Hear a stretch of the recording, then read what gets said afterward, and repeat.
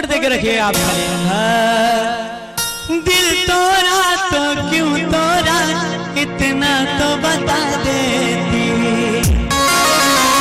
कोई बहाना कर लेती, कोई तो बजा देती,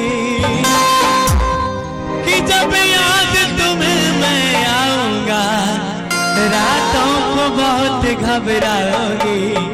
क्या चीज गवा दी है तुमने ये सोच के सोना पाओगी। जो चांद तुम्हारा मेरा था वो चांद कहाँ से लाओगी।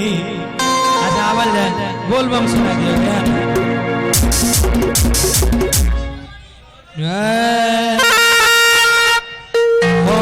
सावन के पावन जब महीना रे, भोले के दरबार जैसा लगे कहीं न रे कहीं न रे,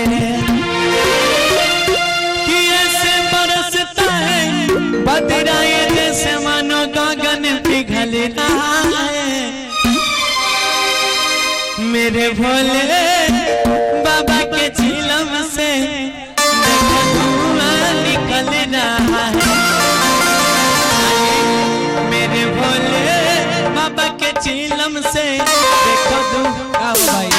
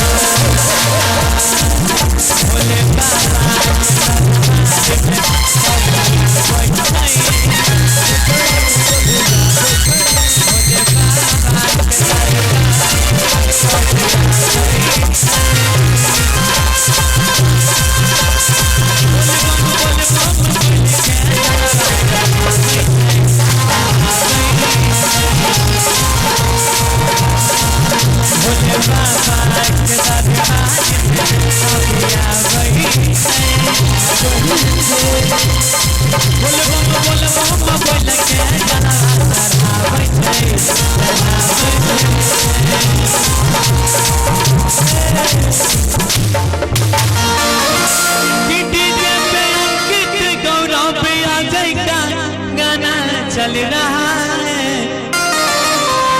तो मेरे भोले से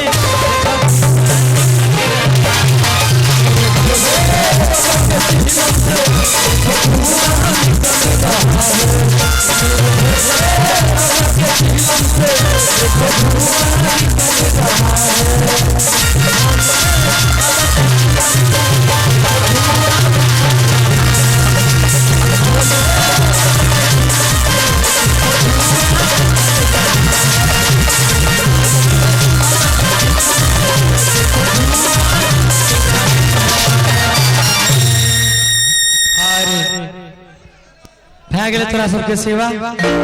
कोई गलती नहीं भेलै, कोई गलती भेलै तो माफ करियो हमरा।